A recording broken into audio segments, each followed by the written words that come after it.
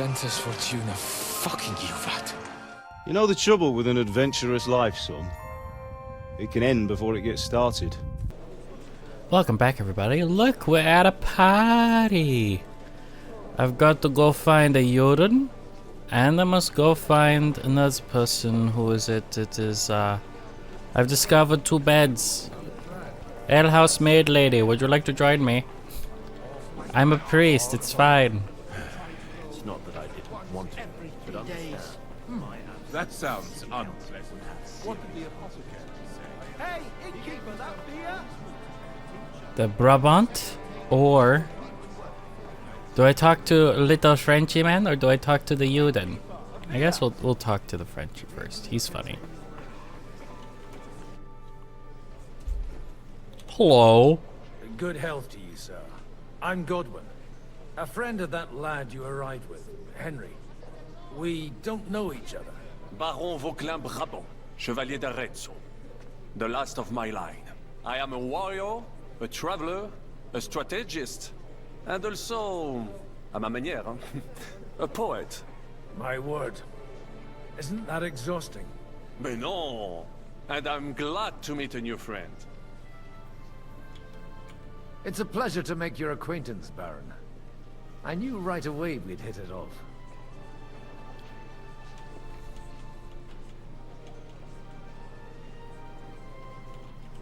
How did you end up imprisoned in Malashov? I actually know this. C'est une histoire compliquée. It was after I It's heroically une led the histoire defense of compliquée. Gutenberg, and only lost it narrowly by an unfortunate turn of events. That needs some explanation. What unfortunate turn of events? Oh, misère. I made acquaintance with your mother.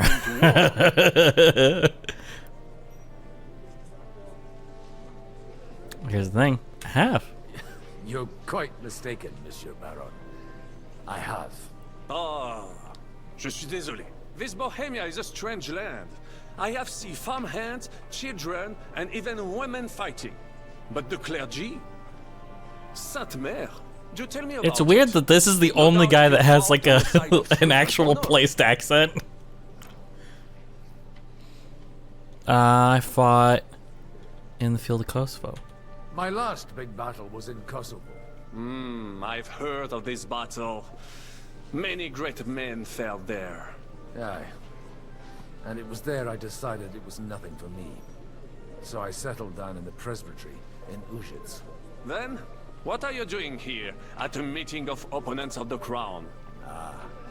The Lord moves in mysterious ways. Is that because he got fired because I was drunk? And Where have you been on whoring your and travels? all the things that a priest shouldn't be doing? But of course! I was born by the sea. If you are interested in my greatest journeys, then I have traveled with a merchant caravan all the way to the Ottoman Empire. And if you are interested in my greatest deed, then that was perhaps saving the life of the King of France. And you wouldn't by any chance know the Pope, personally? Which one do you mean? I spoke briefly with Boniface IX when I was sojourning in Rome. A pleasant fellow. How come we haven't heard of you? How come almost nobody here knows you? I am operating, as they say. Incognito.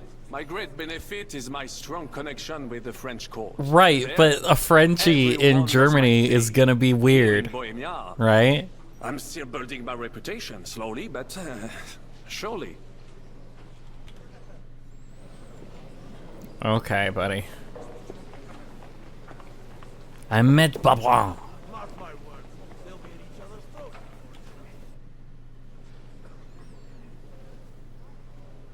Such rare guests.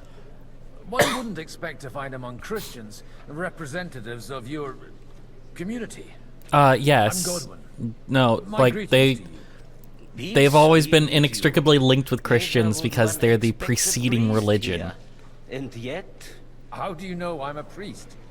it's not difficult to tell. After all, we have much in common.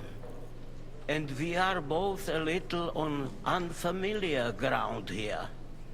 I'm Yehuda, leader of the rabbinical court in the sacred community of Gutenberg. And this is Samuel, my aide. who would rather not be here at all. Why did we have to come here, Sadie? Can you not see everyone is staring at us? Because we all need to help each other in this time of So, need. at what time period did And they why actually start the would they yarmulke? not stare Because he, when you know, are obviously isn't wearing one, frowning right? so? But, you know, it might also be that the practice is in at this point, but because of the stigma, and there was stigma in Christian communities as well, not just Muslim, that they wouldn't wear them in public, you know? But then he's also wearing his prayer shawl, so I'm not sure exactly where we are in all this stuff, right? Are you looking for friends? Are you looking for friends among us? Let us say rather that we have chosen a side. The situation in the town and the kingdom is unsustainable. The whole land is on the brink of destruction. You have men and weapons. We have the means to sustain them. Why are you telling this to a Koimer? You wanted to deliver what we brought to the Margrave and quickly leave. Everything in good time, Samuel. We have just arrived, after all. Did you come to lend money to the lords? Not to lend, but to give. Help given to the needy is repaid only by God. You don't even know if you can trust them. With that money, we could have paid mercenaries ourselves. You remind me of my young friend Henry. He's a bit of a hothead too. Henry? That messenger of Radzik Copula? You know each other. You're both around the same age. That would be him. We did not get off to a very good start. The air is human. Henry's done a few things I'd like to give him a slap or two for. But like they say, to err is human. For a young stripling, he's been through plenty. It's not so long since his parents were killed in Skalitz. He was supposed to become a blacksmith, and instead, he's roaming the world, risking his neck at every turn. Wait, a blacksmith, you say? From Skalitz? Aye, that's right. Did you know anyone there? I knew of someone. A blacksmith by the name of Martin. My Oh yeah, he daughter recognized knew his most, mark on his sword, and didn't he? That is why Samuel is in this world. For our numerous sins. Maybe he was my father, but he certainly didn't act like Oh shit! Ma raised me on her own. And that was all for the best. Why? He should have taken care of me, but instead he fathered another bastard. No, here's the Don't thing. make Henry hasty wasn't. As far as I know, Martin didn't have any other children. At least, none of his own. He took in Henry, and raised him as his own, on the orders of the Lord of Skalitz, Sir Radzik Copula, Henry's real father. I don't care if he took care of 20 other Mamsas. That boy's blood father denied him, just like yours did to you. A person can't choose their parents. And Henry only found out about it recently. Enough. I'd rather have a drink. Will you have one too, Zayde? For that, there will be more suitable times. Good health. Good health. It's Godwin. He's gonna drink at every opportunity. L'chaim to life. Or did he not say l'chaim? He said l'chaim something.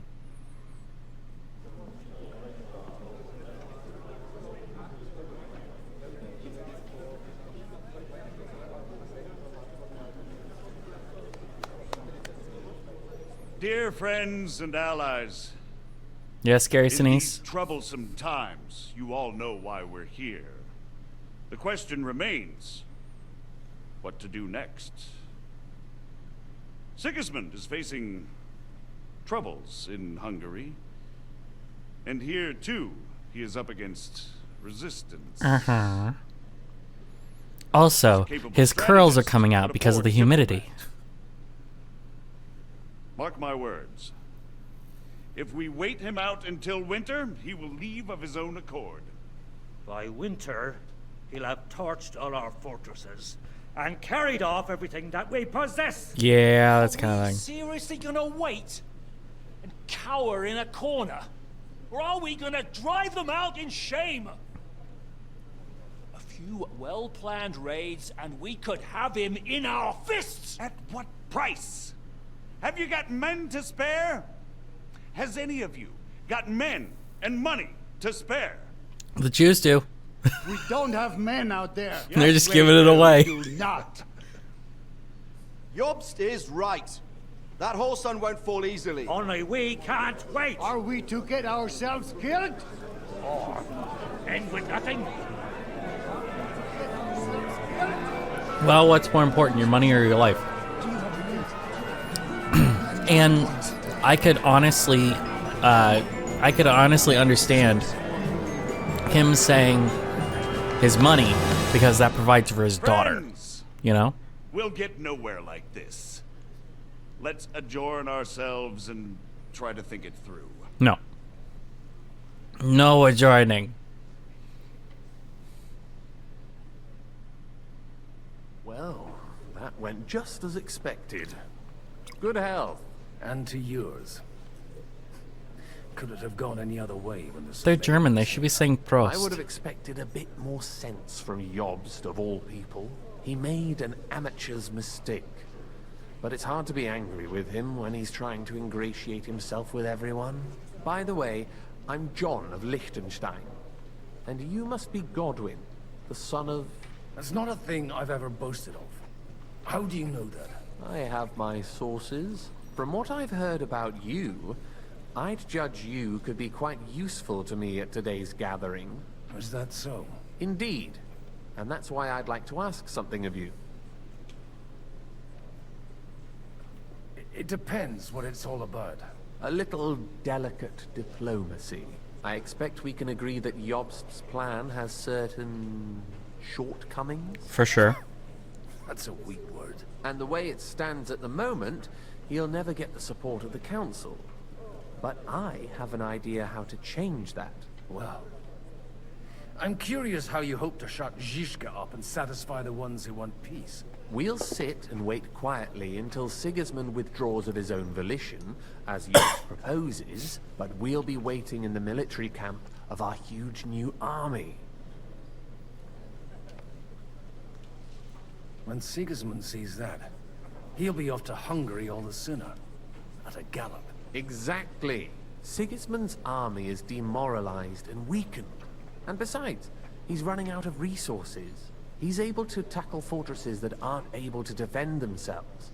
But he won't engage an equal force on the battlefield. Okay, so he's kind of on his back foot, but he's still able to posture. That's exactly why we'll wait until he's called back to Hungary by events there. Does anyone want to talk about the giant fuck-off cannon that he has? Their money, like, that's pretty useful for busting fortresses. We've already set the ground for it. And, you know, against a cavalry charge, it'd be kind of effective as long as you have it loaded and ready to go. But you can only use it once. In motion, even before Jobst. More like in parallel, but without his knowledge. If we find support and make it look like the whole thing was his idea, we'll all win. You've got an interesting way of approaching things. You're certainly not the first to tell me that. I take it as a compliment. Why are you doing all this anyway? Because I want to put a stop to the senseless deaths. Oh, and I know how to, I know how to go back to the old region. I can go to Subcol. I'll give you 3 names. Subcol, and then I'll ride west. Of Waldstein. If you can get those 3 on our side, we've won the day. But it looks like I'm gonna be stuck as Godwin for a bit. I'll take care of Jobst. Tell me about these lords. More about those people, so I know who I'm dealing with. No. Certainly. Who do you want to start with?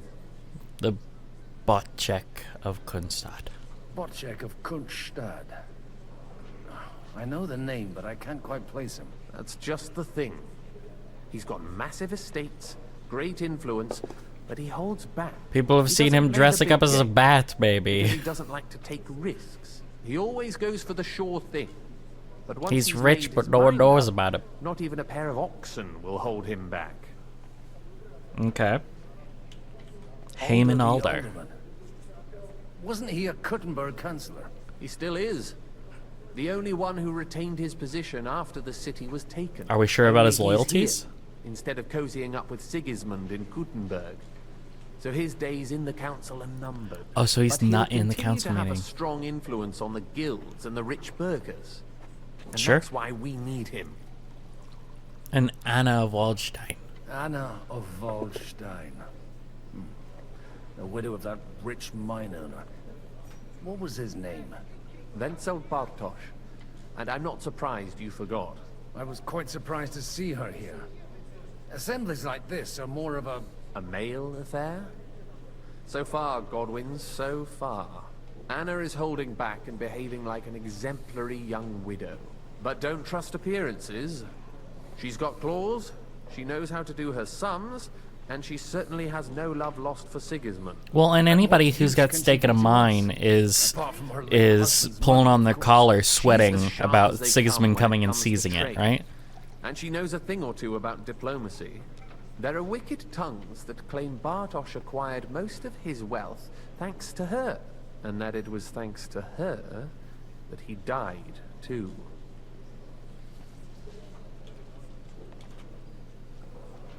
I'll get on it then. Wish me luck. I wish us both luck. Before the day is over, the die will be cast. Success to our plans.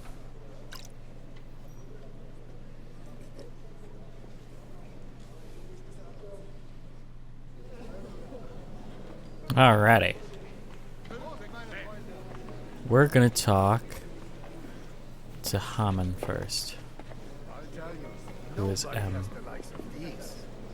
Not even Bocek? I'd like to check your horses out. See if they're as good as you say. Ha, even better. But you won't believe it until you see for yourself. And you might not believe your eyes. Don't I when you know do him, see Martin them. Oren? I think I've seen him before. Well, well, we have a new guest. Maybe he was at the council meeting at the end of the last game. You wanted to apologize for crashing into my home without it by your leave. Or to arrest my guests some more? I want to have a word with Older. Well, I'm having a word with you. I apologize, Father. For interrupting our conversation? Or just for being you? Is that your... Unfortunately. Speak up then. What are you doing here? I came with a delegation from Sir Hanush of Lipa. Is this a joke? No. Why so strict, Martin? 20 years ago, he was nothing but a cheeky brat, only interested in... Yes, but it's also been 20 years, and he's still interested in whores and booze, but you know. To have some sense beaten into his head. Only it wasn't long before they kicked him out. And then, I find out he's settled in some backwater parish in Sassau. But he took his boozing and whoring along with him, lost everything, and then came creeping home again. Huh? Try saying it again a little louder. They might not have heard you in the outer courtyard. You have the impertinence to show me your face after the way you disgraced our whole family? Yeah. I wouldn't set foot here if I had a choice. Better to be a priest in some backwater than have a father like you. How dare you? You're as shit a father as I am a son. We've got nothing to blame each other for. And now let me speak to Older. You're dishonoring your host. I can't dishonor someone who has no honor. If you had any, you'd be... That's enough. Christopher. You won't get away with those insults. Oh, good. I challenge you to a duel. Look, brother, I don't... We've never met, and we have no cause to be enemies. Take back your challenge, and we'll sort things out peacefully. He's not going to. You've got no other option. You insulted Father's honor. Gentlemen, surely there's no need for violence. I can have a word in private with Lord Odorin, the second, as he desires, and then... Out of the question. This uncouth lout needs a lesson, and he's got plenty to learn from Christopher. By God's grace, I have at least one son I can be proud of. You want satisfaction? You'll get nothing but shame. As always. Suit yourself there. We'll fight. Come to the outer courtyard, but quietly. They don't have to put on a show for the crowd. After you. Well, that's that. He didn't say that. Now, where were we? He just kind of scowled at me. No, Christopher would sort it out, you'll see. Make room for us. We'll just settle a very private matter. It's an honorable duel, man against man. Stay back. Yeah. Ah. Take that! Swing with your whole arm, not just your wrist!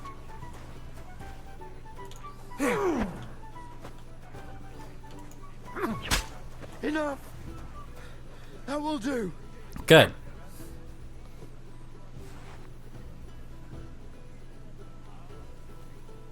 You done? My God. Where did you learn to wield a sword like that? Father always said you were a good-for-nothing boozer. But you could teach sword fighting in a school. I was in a war. Right after they kicked me out of the archbishopric. And you ought to know yourself. Not all the faults that Father sees are real. Aye. Well, I apologize for going off like that. I had to, so that...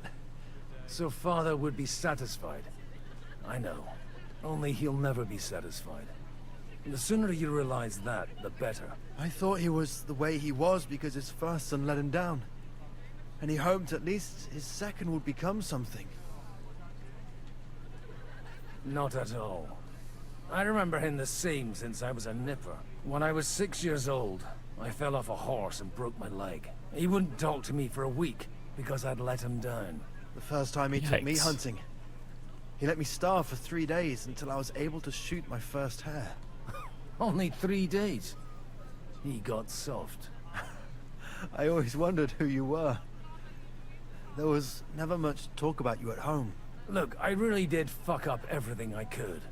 I brawled and boozed until they threw me out of my own parish. But now, I have a chance to put things to rights a little. And that's why you want to talk to Alder? Aye. The outcome of this war depends on it. That sounds very important, considering you and Alder are both pretty small players. After your encounter with Father, it won't be easy to get to Alder. Actually, I don't think you should even attempt it.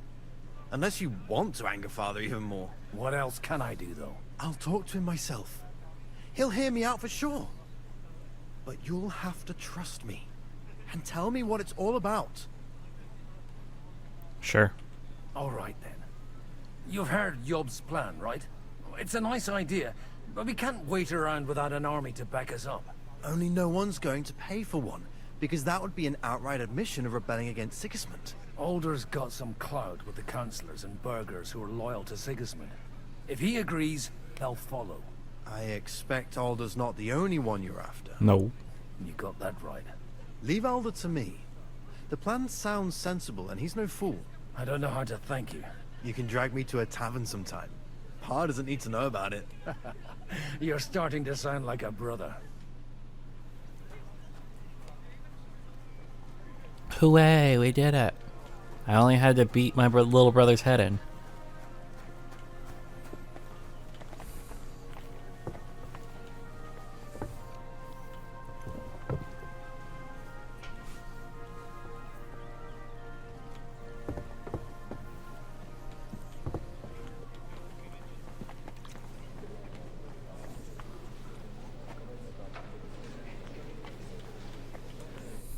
God be with you, noble lady.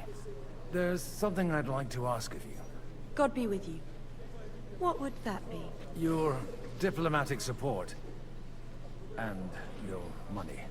No beating around the bush, eh? I like that. But what do you want my money for? Margrave Yob's plan has some gaps, milady. We need to gather enough resources to... To muster an army that Margrave can't afford on his own? Christ. Be praised. You're astute. I should say so. All sorts of people have their eyes on my money, and divining their intentions is a necessity. Although, between the two of us, it isn't hard to figure out what Liechtenstein is after. Hit the nail on the head again, Mom. You're well informed. I am rarely mistaken. I'd say you have a better nose for people than most of this crowd. Not only for people, but also for good food and wine. And beneficial deals. Then you're in the right place. This occasion provides all of those things. The wine here is average. The cooks lack imagination. And I have yet to hear any interesting offers. Then hear one now. The point. What is it that Liechtenstein wants from me? Nothing more than support and resources for an army to parley more effectively with Sigismund. Nothing more? I'd say that's plenty. And why ask me for help? Why should I, of all people, take the risk? Not just you. You manage large estates. In return for your generosity, we offer you protection. I've managed quite well up to now, taking care of my own resources. If you want me to support you, you must give me a good reason. Perhaps a favor in return. Do you have something in particular in mind? Well, one of the guests here has something that shouldn't get into the wrong hands. Who's that? Harman Alder. Now, if you were to switch these papers for the ones he brought with him, I would support your proposal. Oh, good. And the papers I'm supposed to plant on Alder? Just insignificant documents. If the incriminating ones disappeared without a trace, it would arouse suspicion. Have you fallen out with the town councillor? No. Alder is innocent in the matter. My relatives from the House of Bartosz are behind it all. Gotcha. They're disappointed that I dared outlive my husband, and the fact that well, I'm sure, handling his estates makes their hair stand. They probably want to take over the estate, you know. All right, I'll help you, or at least I'll give it a try. I'm not very good at sneaking. My knees pop when I crouch. Which he left in the shed on the outer courtyard. Bring them to me, and put these there instead. But watch yourself. Odorin's groom has eyes everywhere.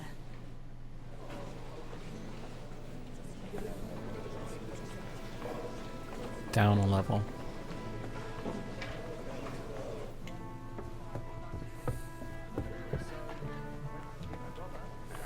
Why we mustn't push too hard.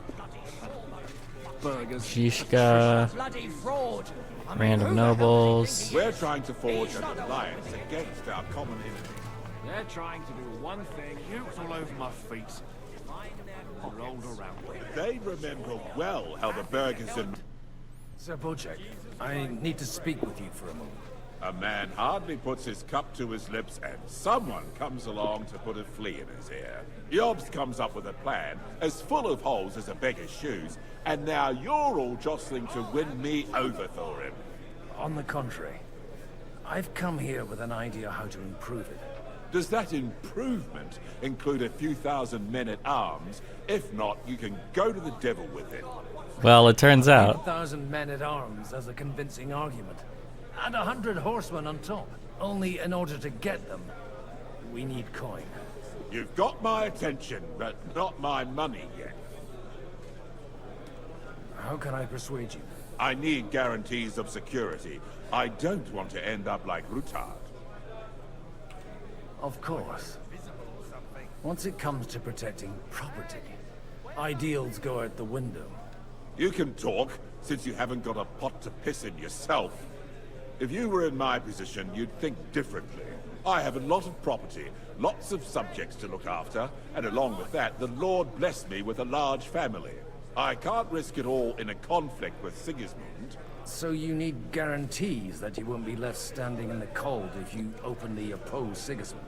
My guarantee is called Yitka. She's my niece. If I succeeded in marrying her off to another strong house, I'll have the certainty that I won't be left alone. Maybe it's enough to find a suitable groom among the allies. Perhaps someone of suitable standing who Yitka would also gladly accept. I don't want her to be unhappy. Liechtenstein is unmarried. I believe Liechtenstein is single. And an uncertain party.